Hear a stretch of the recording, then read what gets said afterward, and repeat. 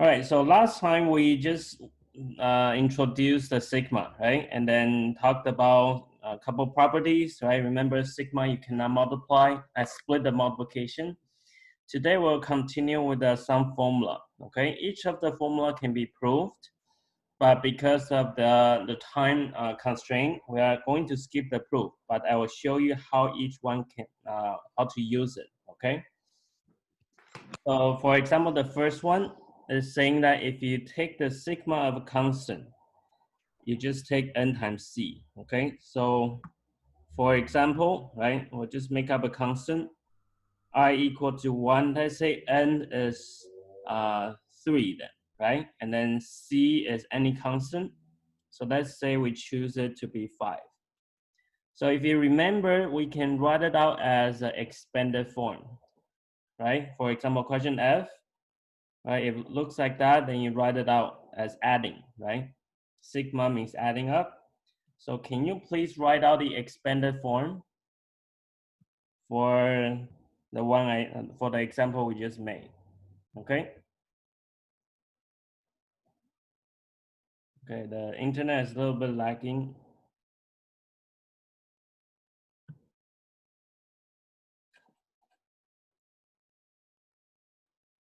Okay, now it's better. Okay, so the expanded form for this will just be 5 plus 5 plus 5.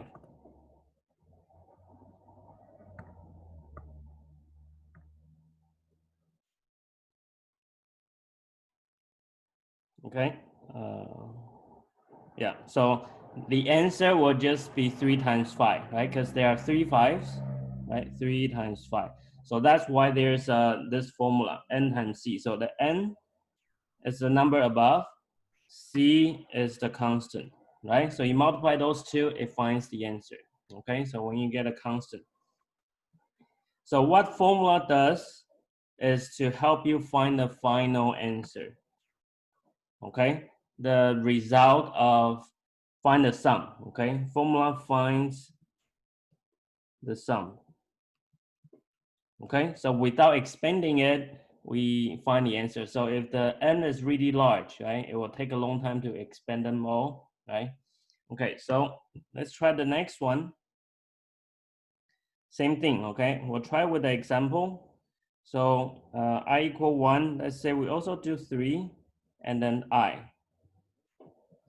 Okay, so please write out the expanded form for this one, and when you finish, raise your hand. Expanded form for the second example.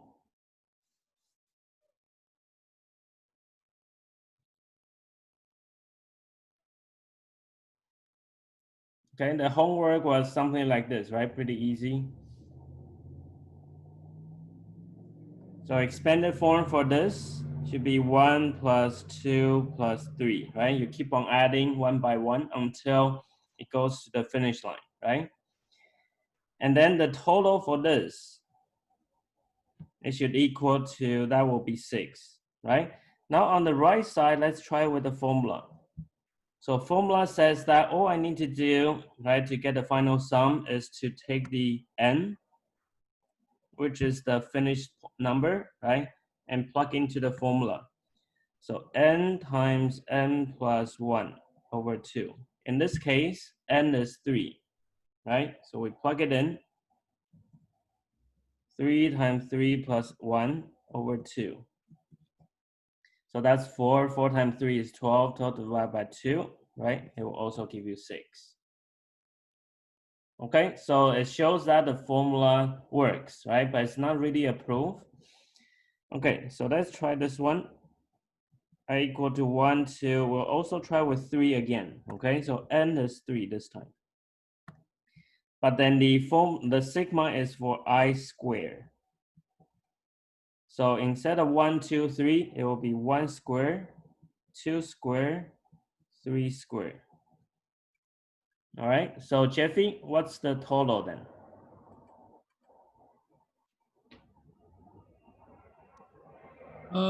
14.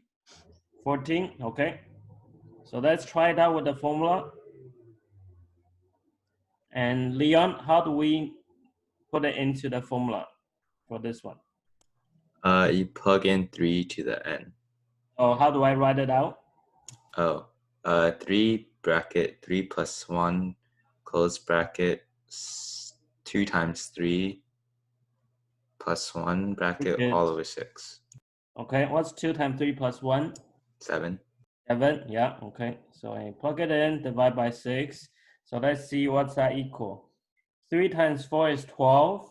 I could divide by 6 first. So 12 divided by 6, that's 2, right? 2 times 7, that also give you 14, right? So if the n is really large, right, it will be much faster by plugging into the formula, all right? So same thing, we have the formula for I cube, right, number 4, I to the 4, okay? So all of these is to find the sum, okay? So if no questions, we're gonna move on, okay? So next page is for proof, okay? But we're skipping that for now. We will look at some questions, okay? So now we are combining what we have so far, the 3 properties and the 5 formulas, and then try to find the sum, okay? So the question here, let's try a question B then, okay? So the question asks us to find the sum, right? And then, but then usually you should have an ending, right? So, but then in this case, the finished number is n, right? So what you get at the end is another formula, right? If it's a number, if it's 1 to 3, then at the end you'll get a constant answer, right? Because this one is an n, so your final answer will have n. Just like something like everything here, like 1 to 5, right? Your answer will have n inside, okay? So that's also the sum, right? Each of them, right? This is also the sum. This is also the sum, right? But they are expressed using n. All right, so how do we proceed with this one? Okay, let's do a quick review of all the property first. The very first one, it says if there's a constant, right? We can put it to the front. So usually that's the first thing we want to do, right? Make things look simpler. We take out all the constant, put it in front of the sigma, okay? And then if there's adding and subtracting, we are going to split it. So actually there are only 2, right? Because you cannot do number 3, right? So let's take a look how to apply to this. So which part of this here is a constant? Which one here, which part here is considered as constant? The 3. The 3, yeah. So I can pull the 3 out in front. What else?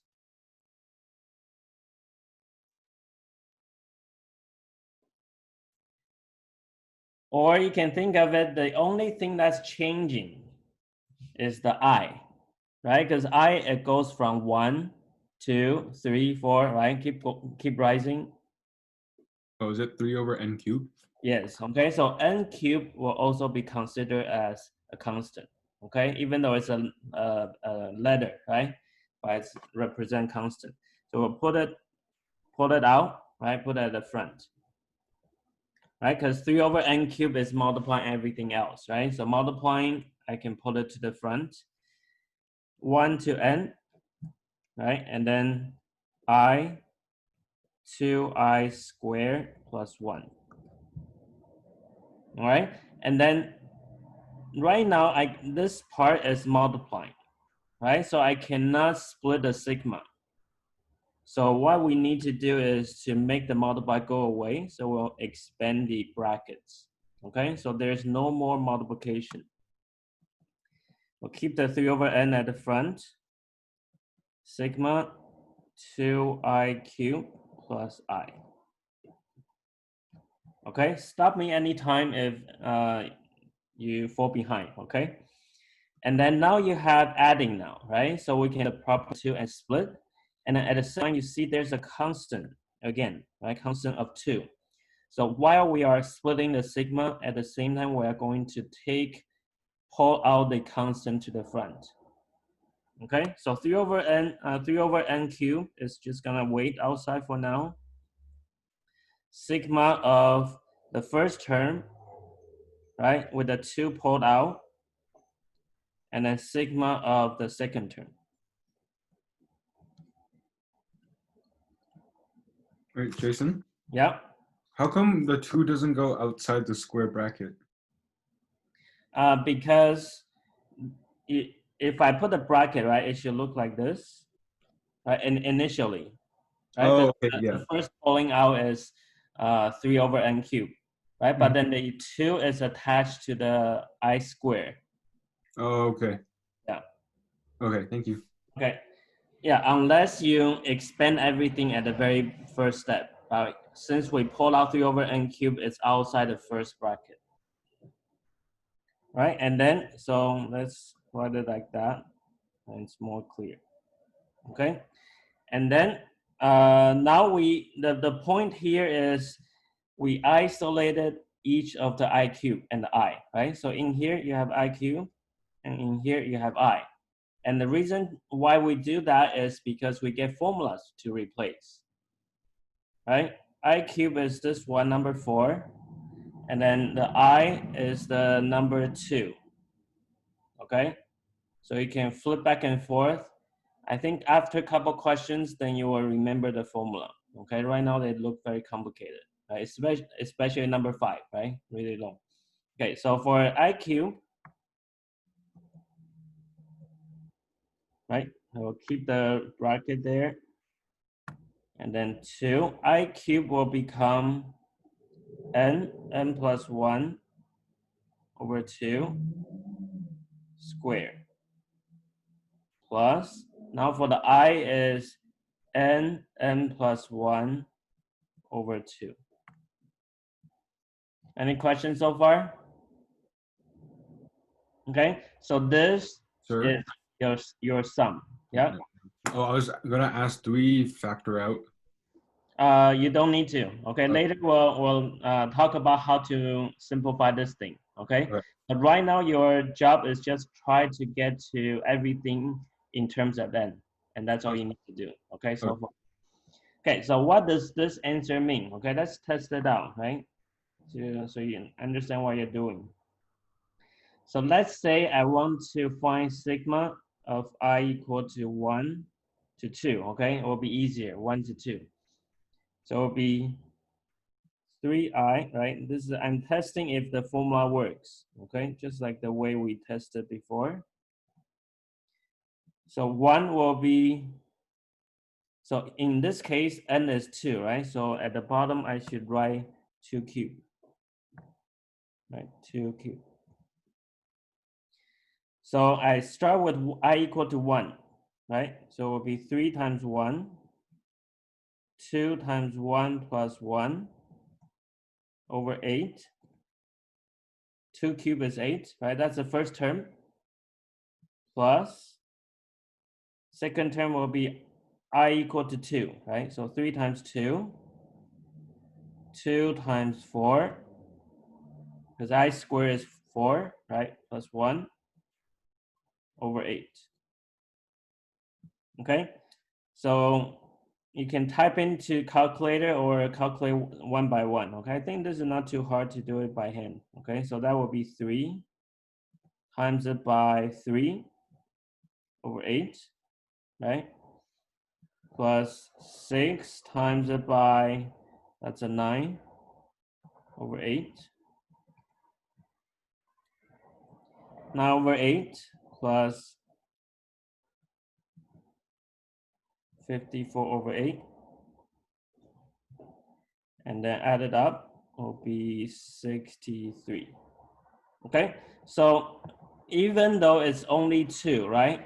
If it's 20, it will take way longer, right? So to get this answer, we could also just plug into this formula.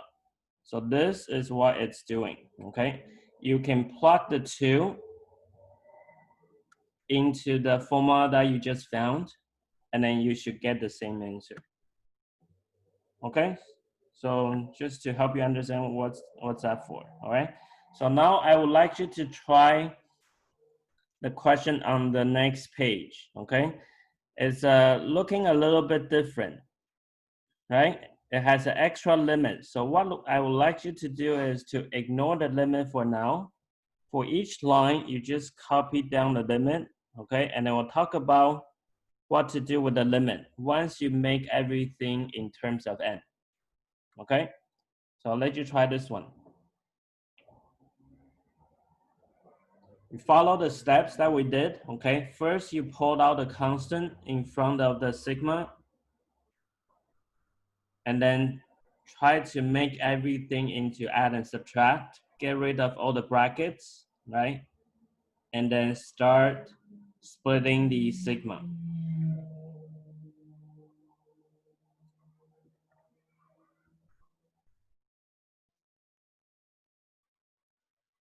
So your final look should have limit, right? And then everything in here only has n, okay?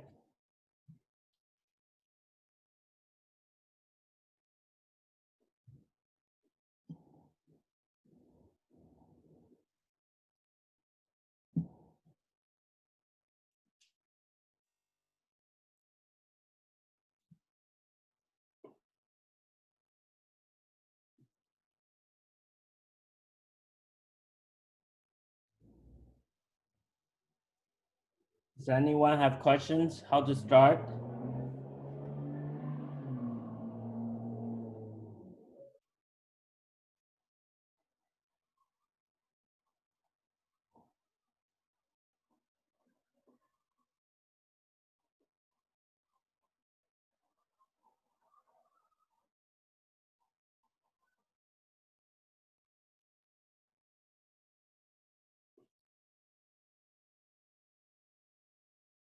Okay, let's get a confirmation of the first step first, all right? So what's the constant we should pull out first? Nicole?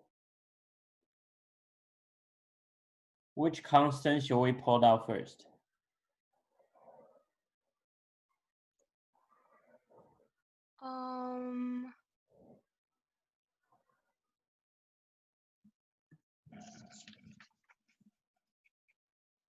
I don't know.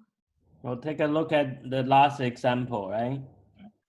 The only thing that's changing is the I, right? So we pulled out the 3 because 3 is multiplying, right? And then we also pulled out the n cubed, right? 3 over n cubed.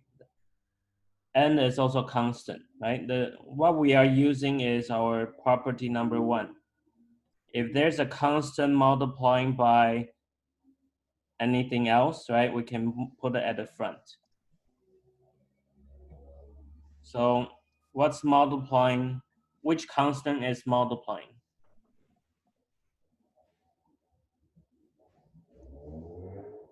The 3 over n cubed. Yeah, for the last question, right? Now, how about the new question here? Yeah, 4 over n. Yeah, so your very first step, you should pull out the 4 over n. Okay. Okay. Wait, Jason. Yeah.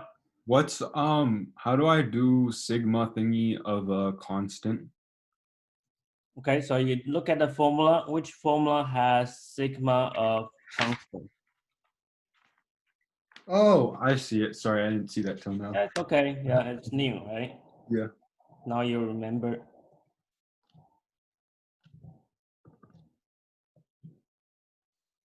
Okay, so after you pull out a constant, you think about how to get rid of all the brackets, right? Simplify it, right? All the brackets. And then once you get rid of all the brackets, you start to share in the sigma, right? If it's adding or subtracting, you can share the sigma. Your sigma each one.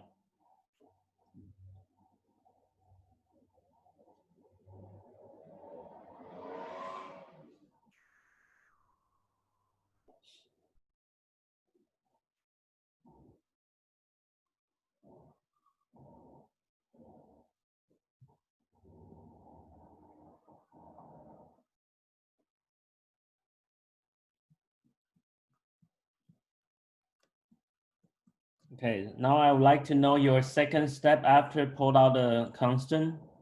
Leon, did you do anything after the first step? Yeah. Okay, what'd you do? I did square bracket, Okay, and I pulled out 1 over n square, yeah, sigma sign sigma sign, yeah, I square yeah, plus sigma sign 2. yeah, okay, very good. Does anyone have question about why it's, how he got here? Okay, so now each part, right, you get a formula to apply. I square, you have a formula, right? 2 is a constant, also a formula. Okay, so it looks like I don't need that much space in between, right?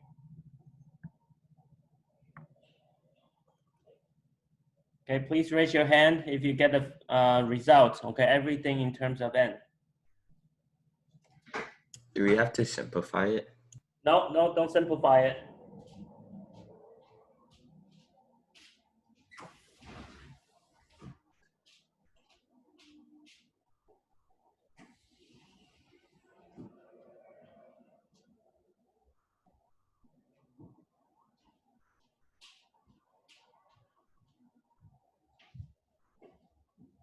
Emily, do you have it? Any trouble? No, I'm fine. Was I supposed to raise my hand? Yeah, yeah. Sorry. Okay. You've been done for a long time. Okay, what's your result then?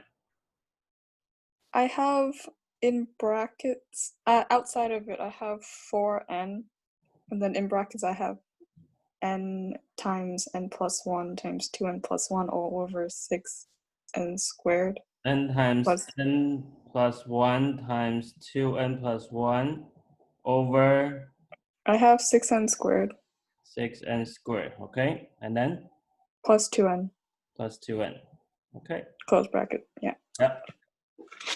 Does anyone have trouble here? Okay, so now, right, up to here is what we did on the last page, right? Now here, how do we deal with the limit? Because now everything has n inside, and we want to make n goes to infinity, okay? So we will simplify this a little bit more, right? You still get brackets, the square bracket. I'm going to share this in, okay, into the two terms, right? There's adding, right, two terms. And then you'll see some terms or some parts will cancel out, right? Reduce the fractions. So, okay, well, write it down, okay? Write it down slowly first. So numerator times numerator, right? And then denominator times denominator, so 6n cubed, right? The second term will be 8n over n. Okay? Any question, you stop me, okay? Let me know.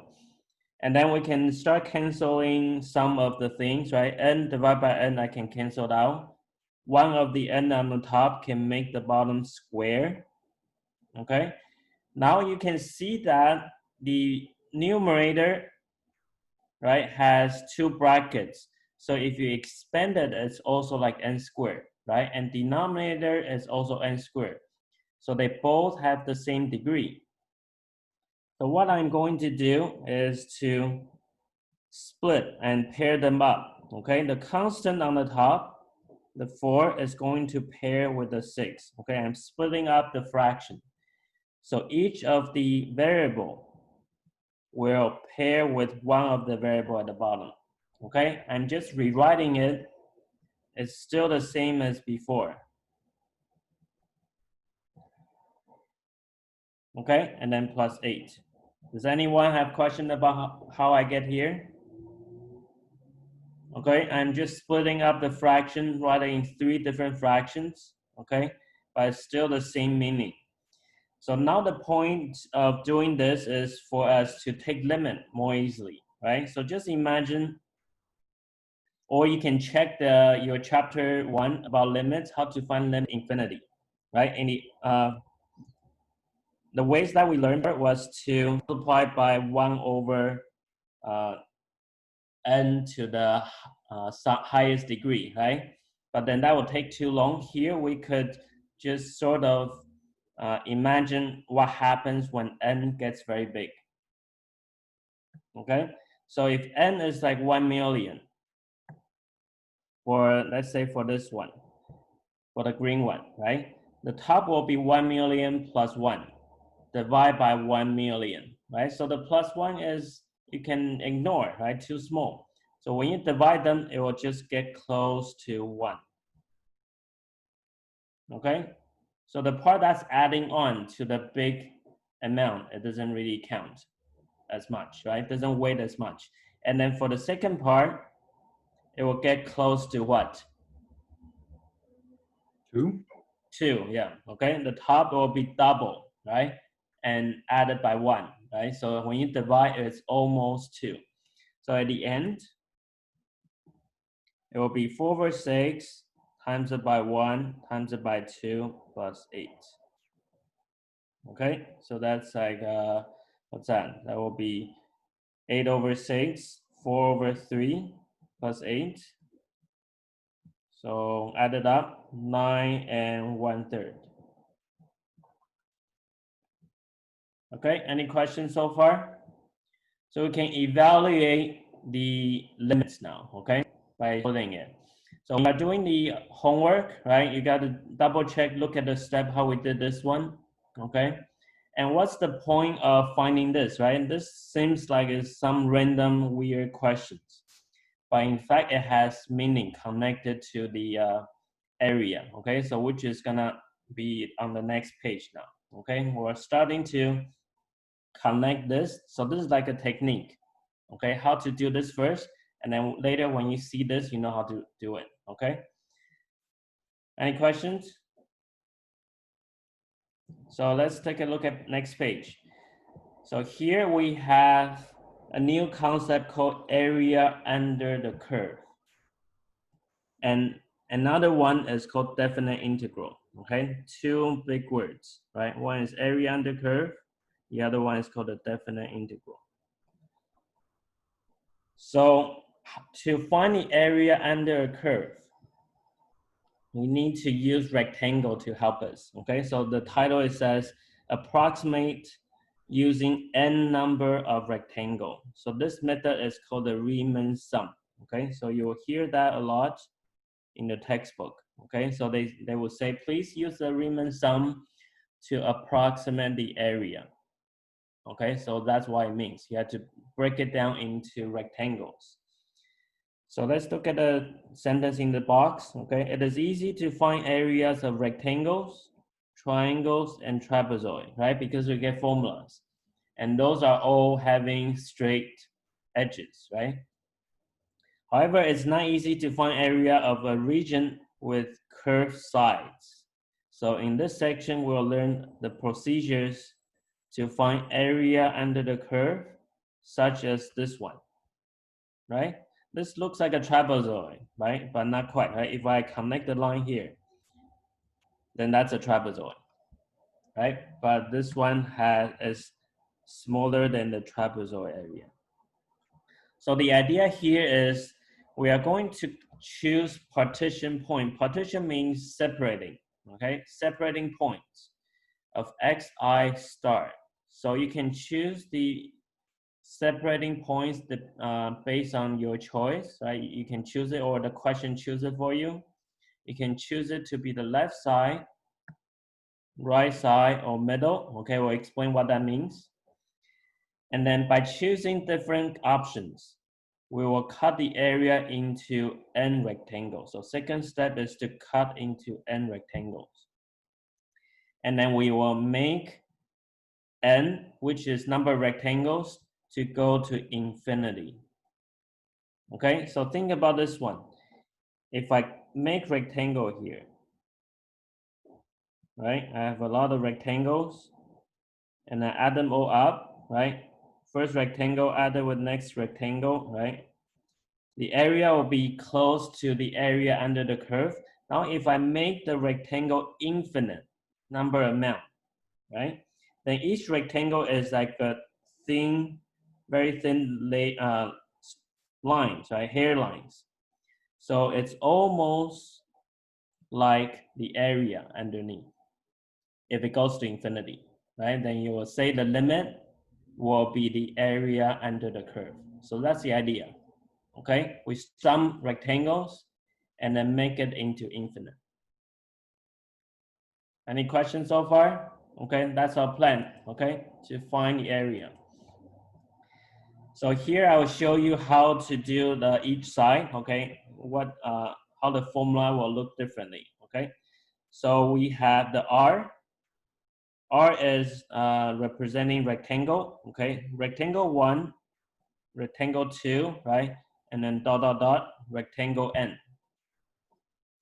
So we'll start with the sum of n rectangles,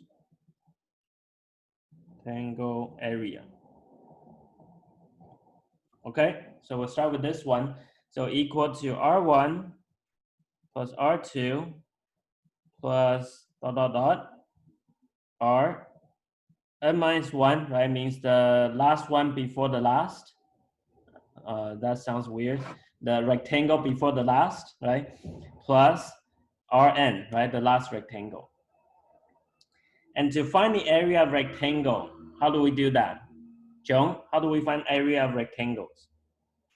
Base times height. Yeah, okay, so we use our grade 8 knowledge, right? Here's the base, here's the height. Okay, so now left partition point. What it means calling it left is saying the left corner, which is this green dot, left corner of the rectangle is on the curve. That's what it means. So when they say the right partition, that means the right corner is touching the curve. Okay, so each of the rectangle, the left corner is touching the curve. Okay, so the left side is determine determine the height, right? How high the rectangle will go up, right? So for example, the first one, right, base will be, okay, we'll write it down here. The base, it depends on the x value, right? So it will be x1 minus x0, that's the first base, times it by the first height. The first height, you have to plug in the left point. So f of x0 will be this one, right? F of x0, when you plug it in, right? Right, so let's get the second rectangle. Okay, let's write down the second rectangle. So how do we write out the expression for area of second rectangle now? Carrie?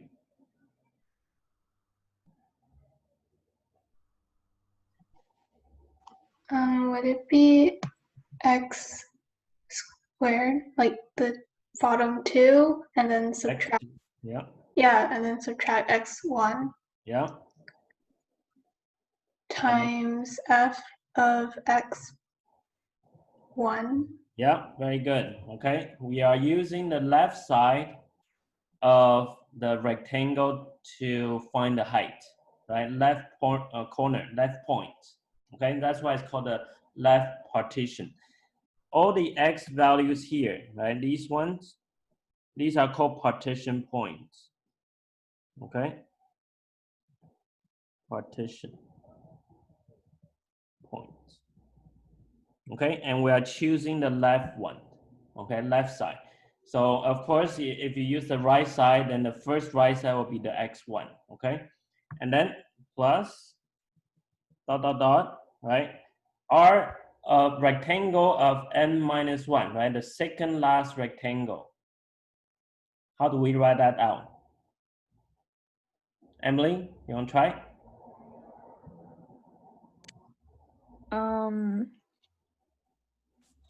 Would it be x of n minus 2 minus of n minus 1 times f of x of x n minus 1?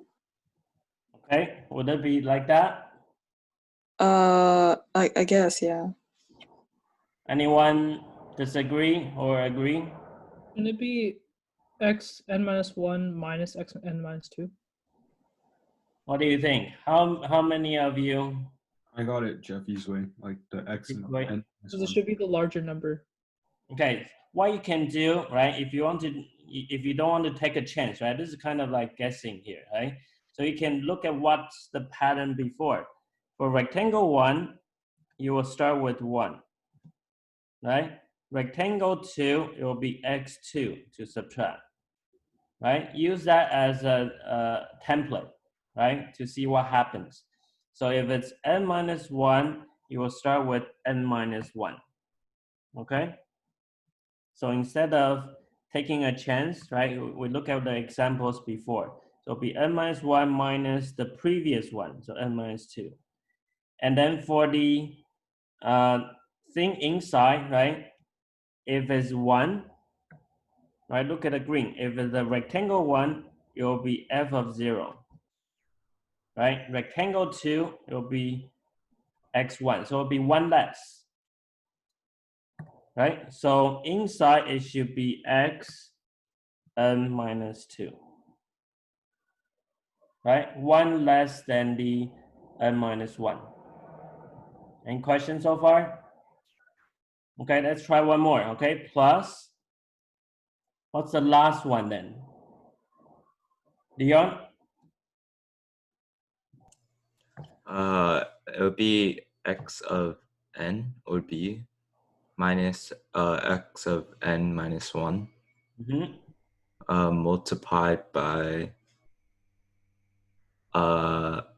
f of x of n. N. Look at the green one. The green one, first rectangle, the inside the bracket is x0. Right? It's 1 less. Right? Look at the first rectangle.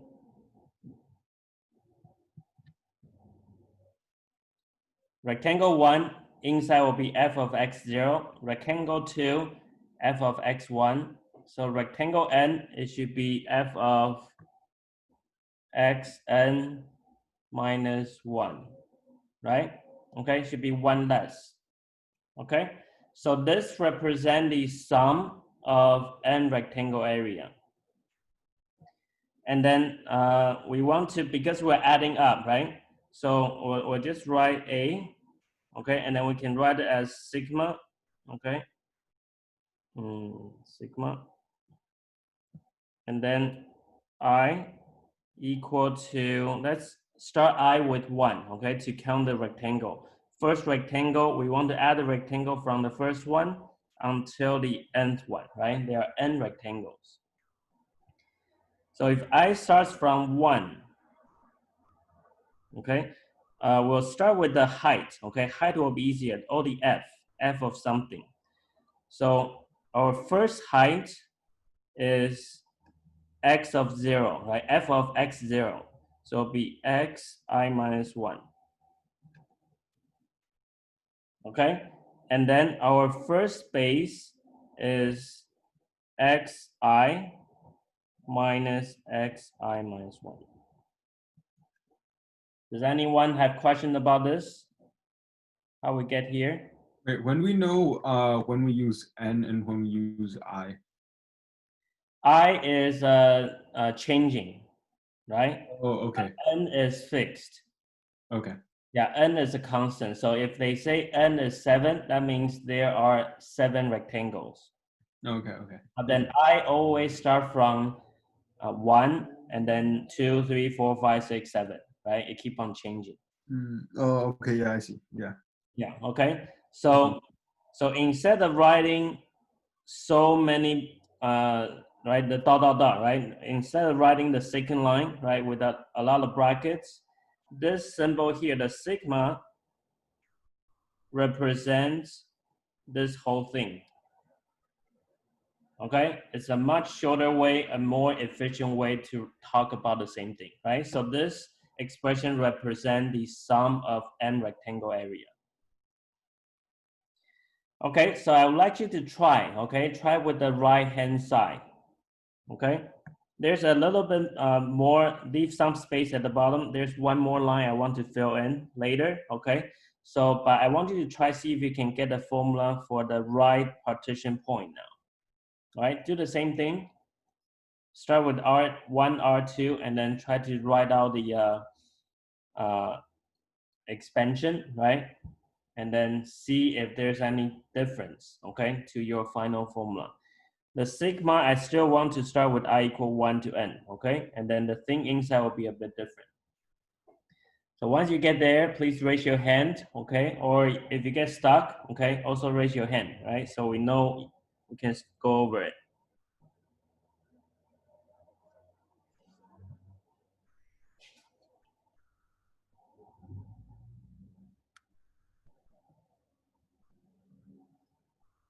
First line is the same, okay? You could just do Rn, okay? You don't need to do the Rn minus 1. It's you can practice, right? But it's not, it doesn't matter, okay?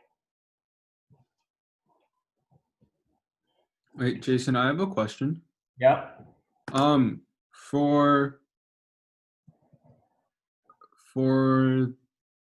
these ones, because like some of it extends above the curve, right?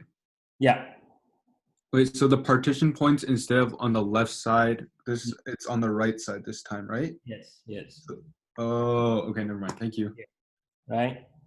That one is, look at the right side, the first green dot, that's the first right point, second right point, and the nth right point, right partition.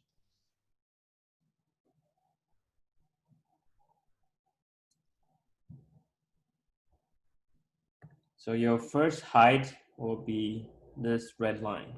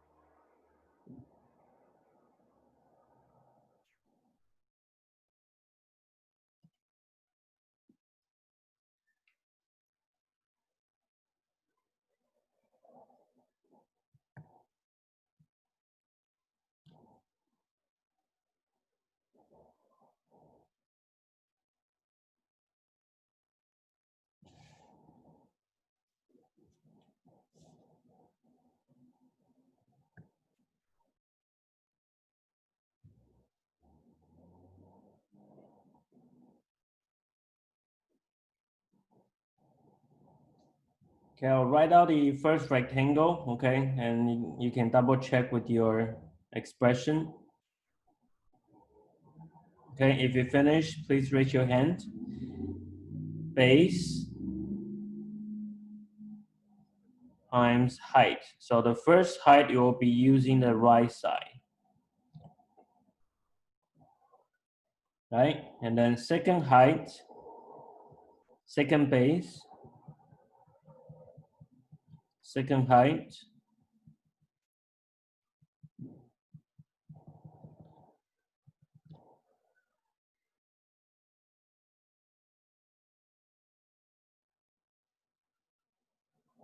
the last space, and last height, right? Because we're using the right partition point as the to calculate the height.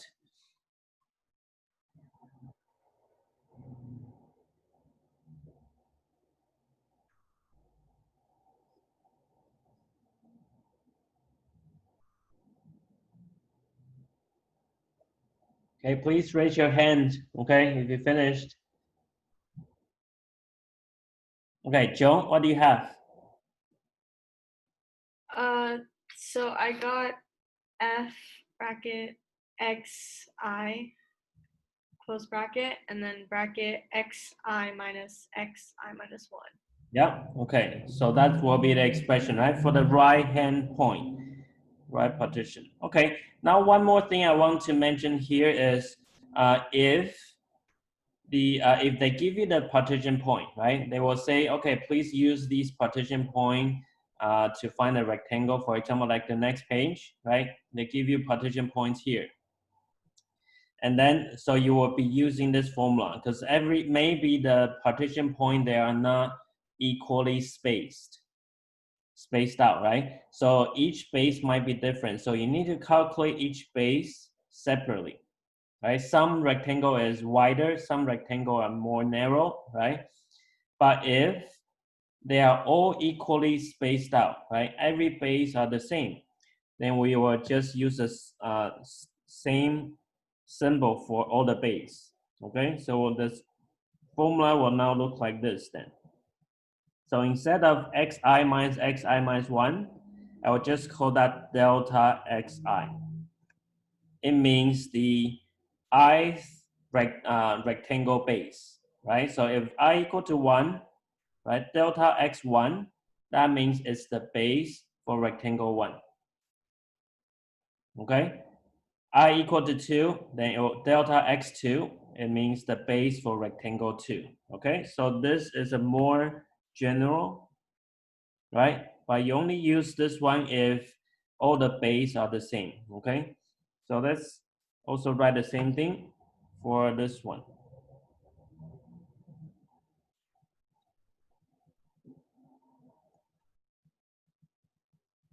Okay? So this part is the base, right? This part is the height. Okay, and then sigma means you add up all the rectangle from rectangle 1 to rectangle n. Okay, same thing for the other formula. Base here and then height there, right? But one is using the right side, one is using the left side. All right, any questions? Okay, so no question. We're gonna try some examples here. Okay, so before I said xi, the partition we use the symbol xi star, right? I could choose to be left, right, or middle. In the textbook, some textbook they use z instead of xi star. So same thing, okay? Same as xi star. So here it tells you to choose right endpoint. So given the function f, partition points, and the choice of zi, which is xi star, okay? Number one, sketch the function, right? Function is right here. It's a parabola and the approximating rectangles. You need to know how to show rectangles, right? Once you draw out the rectangle, please find the sum of the rectangles. Okay, so let's try this one. The interval is only 0 to 3, so you don't need don't draw the rectangle, the parabola too small, right? So space out your points so you can fit your rectangle more easily. So 0, 1, 2, 3, right? You scale according to the interval given. When x equal to 0, right? We know it's a parabola, right? So this one has vertex at 5. And then when x equal to 3, it's going to be what? 14, right? So we know it has to, highest will go up to 14. So let's do 15 then, okay? So 5, 10, 15. Okay, so that's how you can space out, right? Scale, make the scales. Once you got a scale there, right, then you can start to draw little lines, right? 1, 2, 3, 4, 5, 6, 7, 8, 9, 10. Oh, 13. All right, so let's draw the curve first. X equal to 0 will be 5, right? Sketching the function, this is the first thing. Second thing is to draw the rectangles, okay? Third thing is to find the area, okay? 3 jobs here. So x equal to 1 will be 6, so a little bit higher, right? 2 will be 9, so rise up a little bit more. 3 will be 14, so here. So the red one is our f of x. Okay, can you raise your hand when you finish the graph here, all right?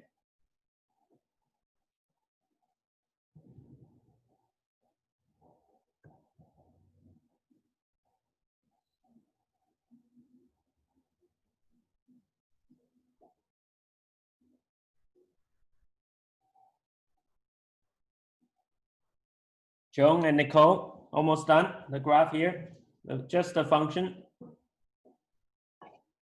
I'm still just writing it a bit. My screen froze for a little bit, but I think it's back now because I can see it's not blurry anymore. Okay. All right, so now the next part is going to draw the approximating rectangle, right? Based on the partition point that they give you, right? So the first partition is 0, right? Next one is 0.6, so just approximate, okay? You don't have to do super accurate.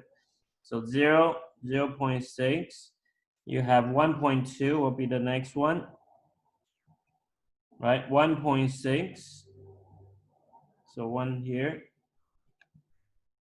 2, so you have another one, 2, 2.5, so right in the middle, right? Last one is 3, okay? Here, let's draw the line, okay? 0 to 3, we have 0.6, 1.2, 1.6, 2, 2.5.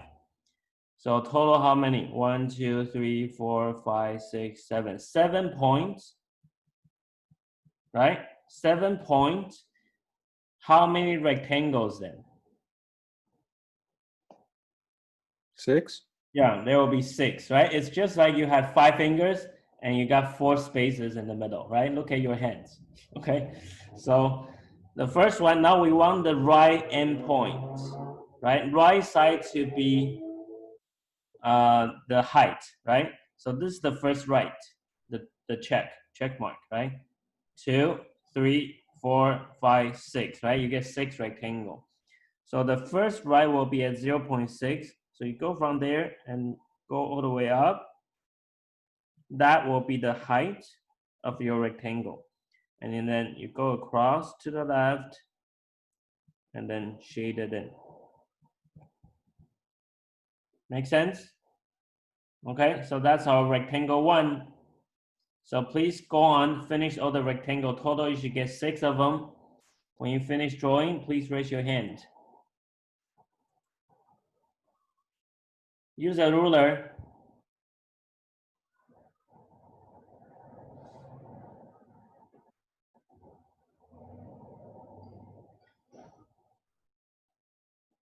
Rectangle 2,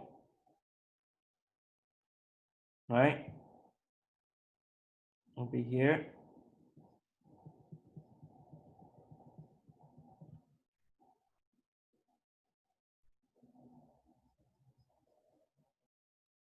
Rectangle 3.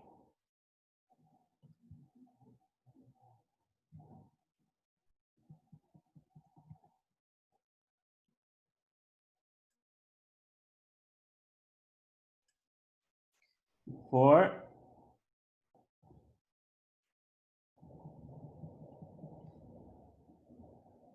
5,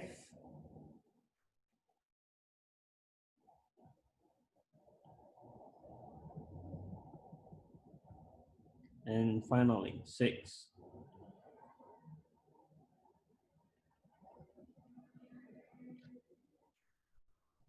Okay, so all these are rectangle, approximating rectangle, right? So you need to know how to draw it out.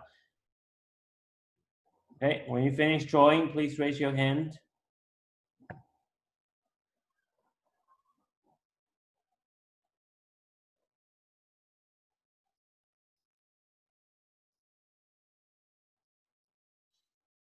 Okay, Leon, any question? Almost done? Yeah, okay. So next part is to find the area now, okay? So area is based on what we went over before, right? We're doing the right partition point.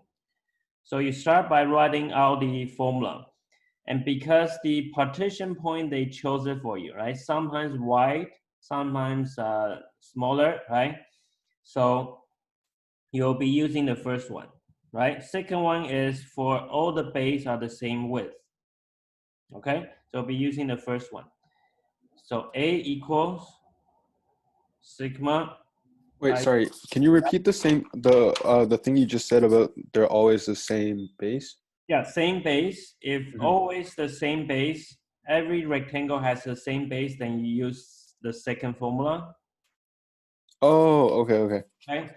Because we just call it in general the delta x I, right? But Yeah. if, every single one you need to calculate one by one, then you use the first one. Okay. Okay. Thank you. Yeah, so this one, because they give it to you, sometimes it's wider, sometimes narrower. So we use the first formula. So it'll be f of, and it's the right partition point, it will be xi, right? And then delta xi minus 1. Okay, if it's the, yeah. Okay, and then, so let's begin, right? So in this case, what's the n then? 3? 3? Why do you think n is 3? Because the ending point is 3. No, n is It's not an ending point. Next, 7. 7. Why 7? Oh, is it because there's 7 points? 7, let's take a look, okay? What does n represent? Look at the example we did before.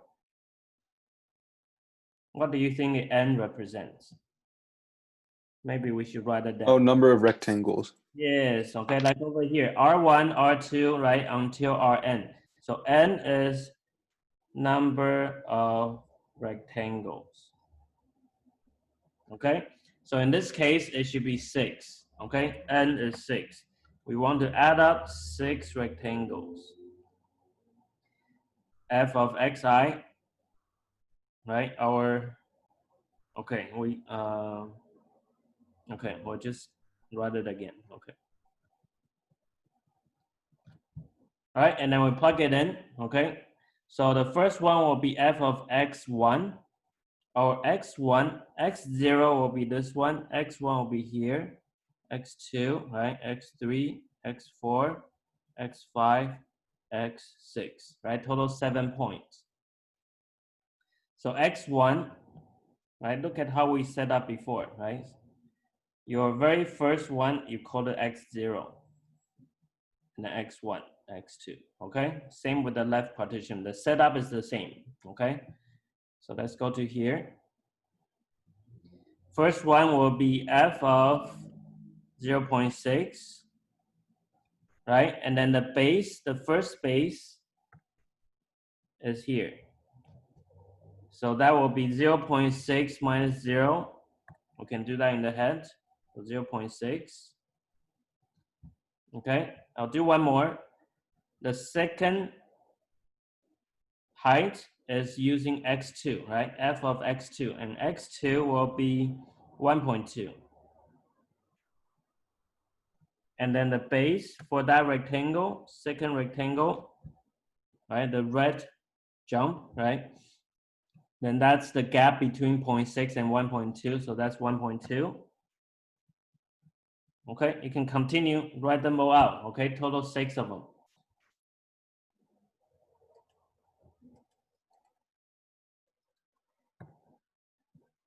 And you need to have your calculator ready, okay? We'll need the calculator here. We have decimals here.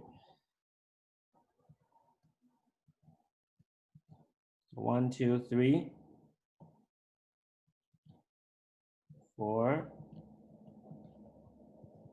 5, 6. Wait, Jason, Yes. why is f 1.2 times 1.2? Okay. the 1.2, the first one, f of 1.2 is talking about the x2. Yeah. You I got that one? Yeah, that part I get. Okay. And then the second 1.2 is the base for the second rectangle. So you Uh-huh. see on the number line, right? That's the first base. Yeah.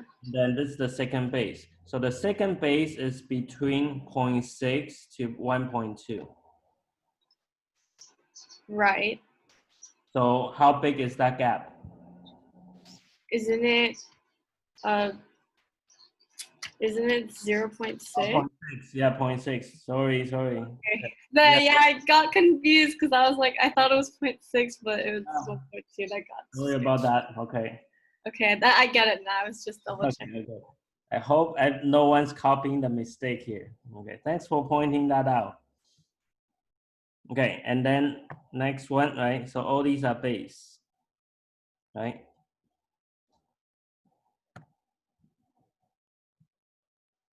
I hope you are not the only one catching that.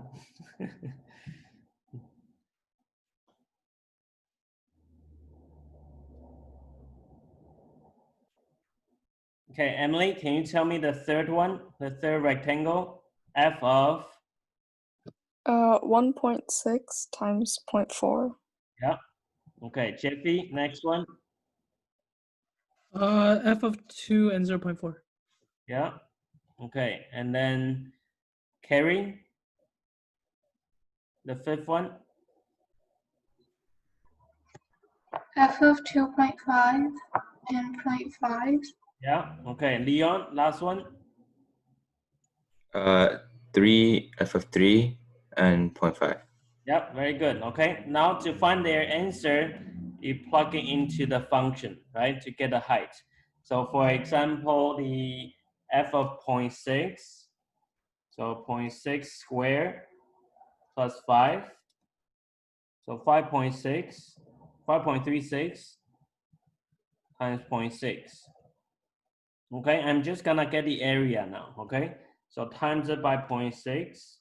So our first rectangle has an area of 3.216.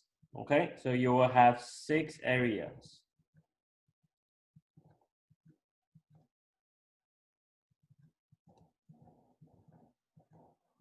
Okay, find out each one, and then finally is your total area.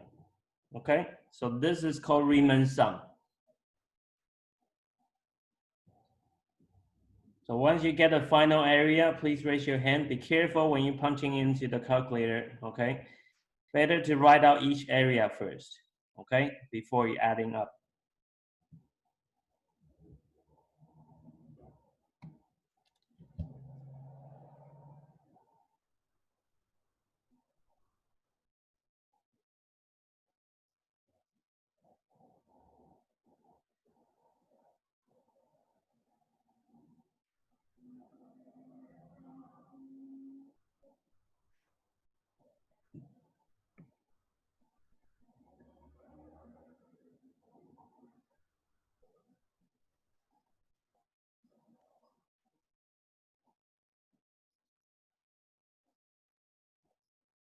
Okay, I'll check for each rectangle. Okay, second rectangle area, please.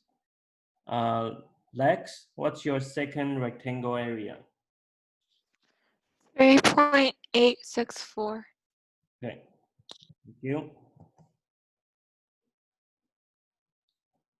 Nicole, do you have the third rectangle area? I have 3.024. Okay. Jeffy, number 4. I have 3.6. Okay. Number 5, Joan. I got 5.625. All right. And Carrie, last one. I got 7. 7. Okay. Total, Jesse. I got 29.641. 9.641. Okay, does anyone have different answer here? Emily, do you have the same? Let me just check my addition. Yeah.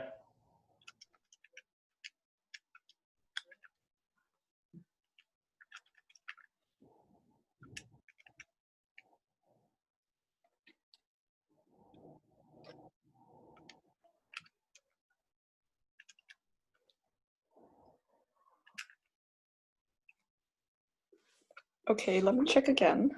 Okay. It's a lot of typing here. I'm getting around 26.329. 26.329. Jeffy, how about you? Same thing. Same as what? 26.59. 26.329? Yep. Carrie? Oh wait. Same as Emily. Okay, so Jesse, double check. Okay, wait. I think maybe I did something wrong. Yeah, check each rectangle, okay? See if you have the same or anything that's different, right? Okay, so it should be 26.329. Okay. Oh yeah, I did multiplication wrong on one of them. Okay, that's all right. 329. All right, so that's called Riemann sum, right? The next part is basically the same thing, okay? But then except is using equally divided rectangles, okay? So we'll quickly go over the setup. We won't find the answer, okay? And then we just learn how to set it up. And then the partition point, this time we're choosing it to be midpoint, right? So we can also practice how to get the midpoint as well. So I'll let you draw the picture this time. Okay, this one is a little bit different, right? Because you got parabola that has vertex at -3, right? So I'll let you try it first.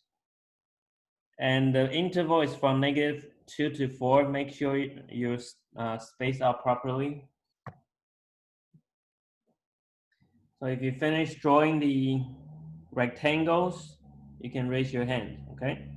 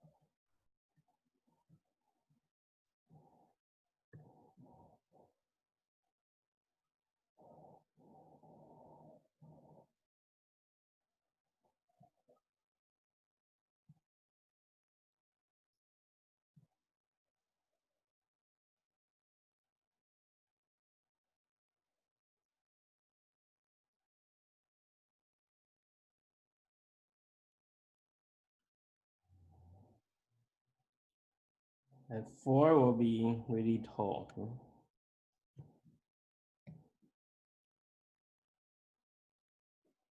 Wait, how do we do midpoint? Is it just like right in between? Yeah, so the middle of the rectangle will be touching the curve Oh, okay. Thank you. instead of the corner.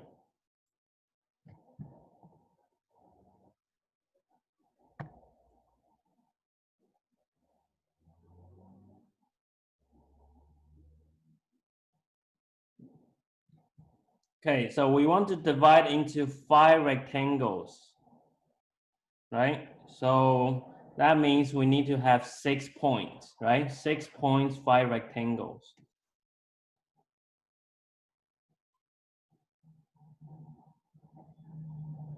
And they have to be equally spaced, right?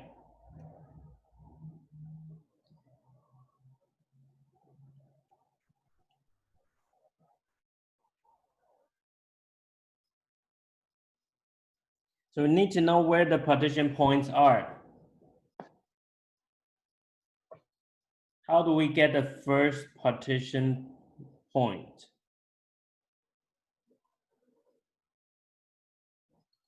Have you guys finished drawing the function, the red one?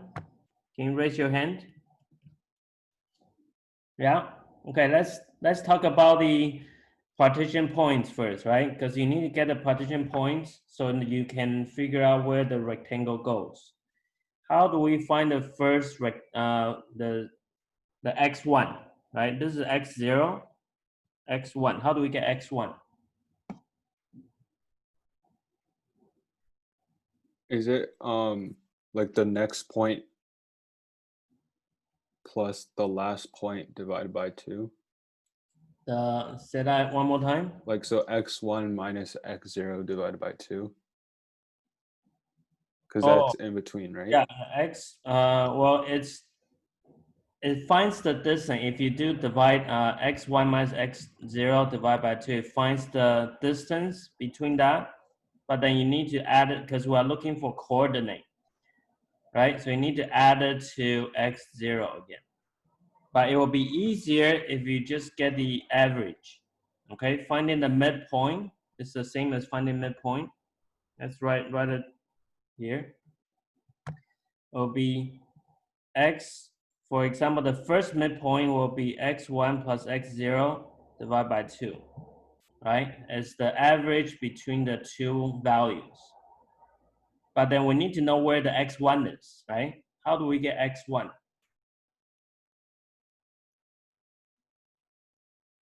Wait, is it not what's the one after 2? -1? You mean here? Yeah. How do you know it's a -1? Can I not pick? I mean, it says equally divided, right? So if it's always 1 point away. So -1, 0, 1, 2, but the next one will be like 2 space. Oh, well, that's a problem. Yeah, that's a problem. So the base is not really 1, right? How do I find out how big is the base? Is it all of the points added together divided by the number of points? Okay, we need to find out how big each line is, right? Just don't overthink, right? And then we know the beginning point, we know the final place, and I want to cut this line into 5 equal spaces. How do we find out how long each one is?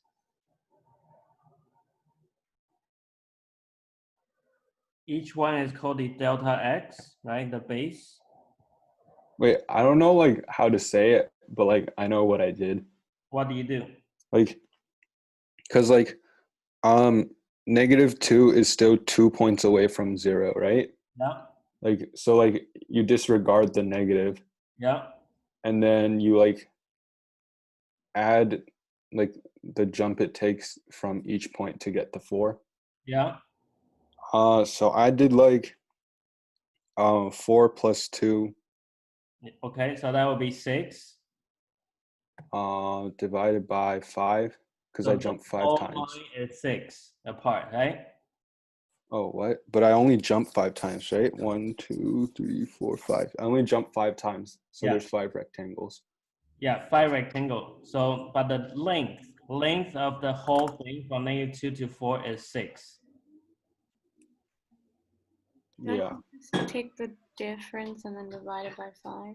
Yes. Okay. So you find the difference. It finds the length of the distance, right, from -2 to 5, -2 to 4, and then you cut that string into 5 equal parts, 5 short strings, right? 5 parts. So to find the base, okay, let's put that on the side, okay? Base is delta x, right? Because this time we're using equal base. It will be taking the final point minus the beginning point, b minus a, divided by n. N is number rectangle that you want, okay? So in this case, it will be 4 minus -2 divided by 5, right? You have 5 rectangles to draw. So that's 6 over 5, 1.2. Okay, so each one is 1.2 away. the gap, the base, right? This one is 1.2. So from -2, I would need to add 1.2. That would give us what? -0.8, right? And then the next one,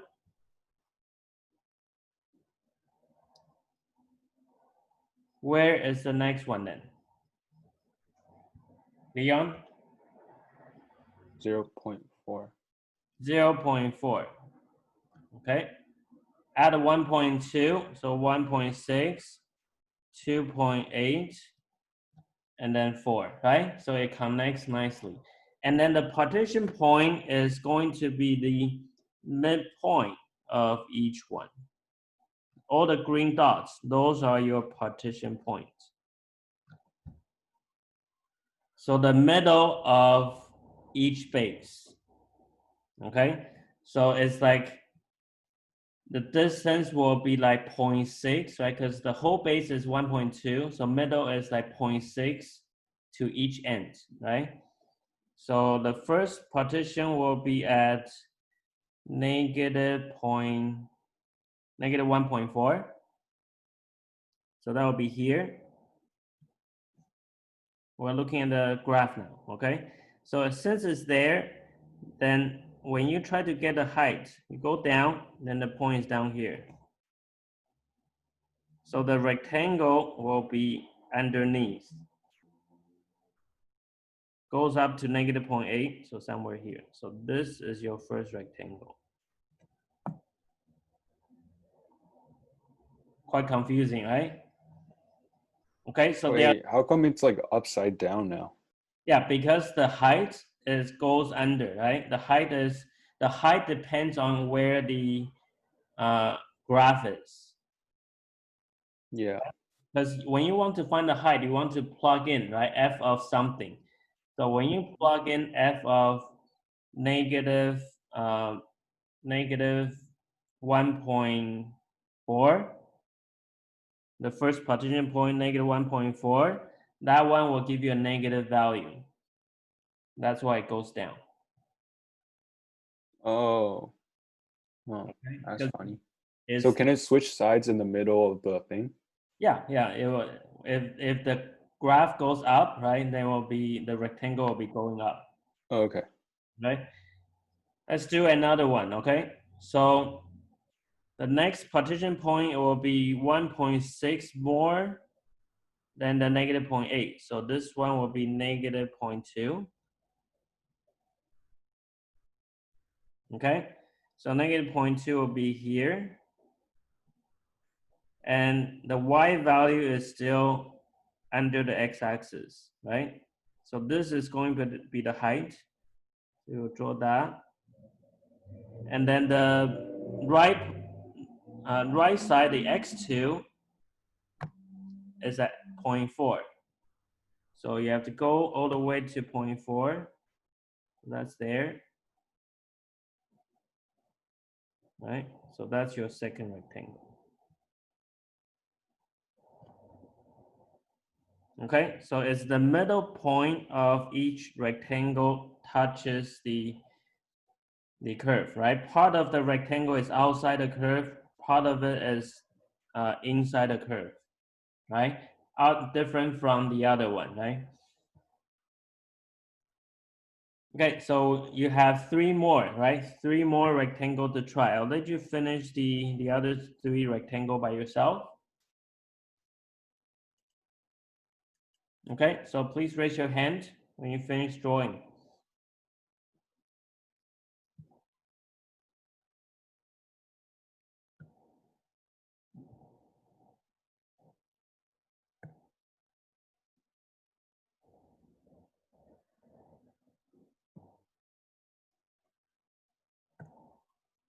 Point 0.6, so this one will be 1,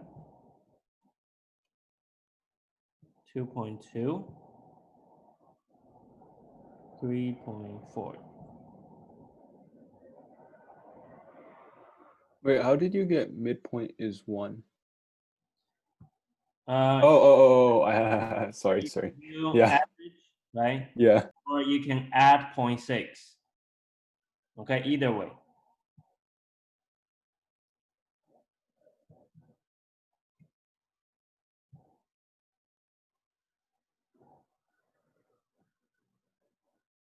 Okay, so third one will be going down, and then at 1.6, so it'll be like somewhere here.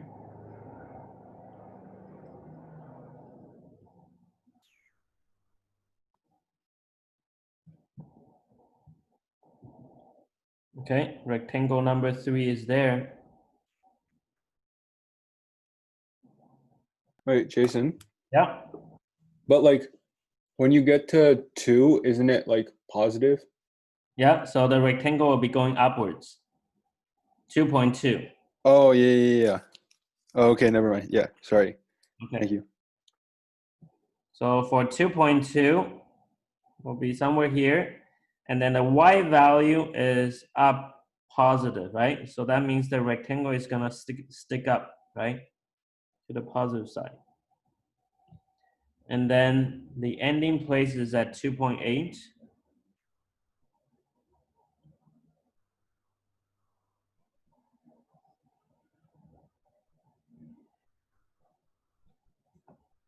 So that's our fourth one.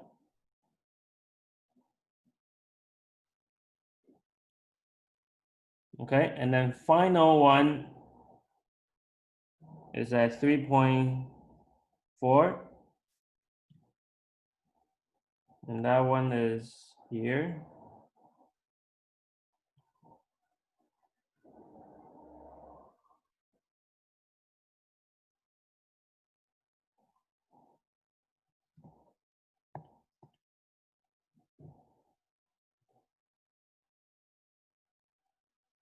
Right, all the way to 4.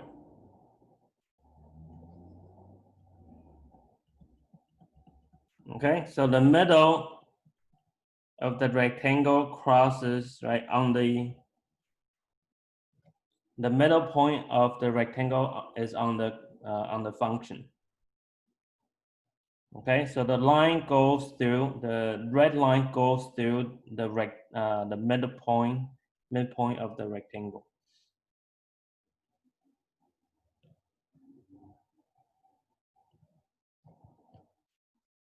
Okay, so that's how you draw rectangle with midpoints. Okay, please raise your hand if you finish drawing all the 5 rectangles.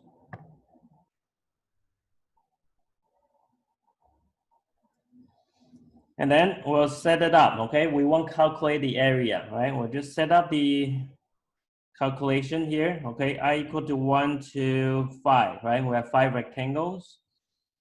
F of xi, and then our delta, because it's equal rectangle, right? So we'll be using formula 2. So it'll be delta xi. And then sigma I equal to 1, 5.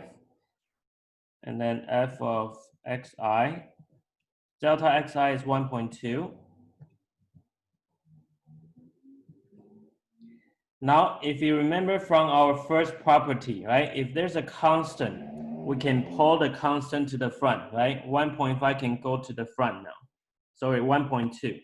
I can write it as 1.2 at the front. And then I will add up each height, right? Sigma of, okay, maybe I should do it slower. Okay, sigma of f of xi, 1 to 5. Because base are all the same, right? So you just add up all the heights and then multiply by the base. So the first height will be f of negative 1.4. Okay, and then go on f of something. Okay, please write it all out. Total 5 of them. Okay, and then we'll stop there. Right? 1, 2, 3, 4, 5.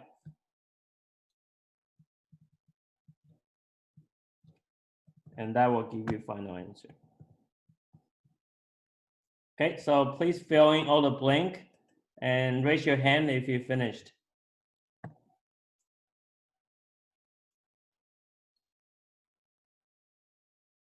So if they want you to find the final answer, you just plug in each value into the function, right? Then you can get the height for each one.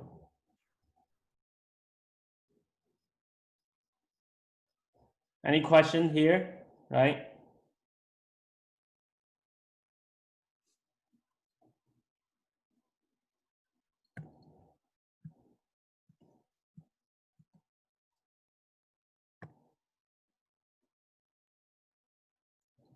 So what's the second height? F of what, Jeffy? Is it -0.2? Yeah, okay, you'll be using the second midpoint, okay? How about the third height, Emily?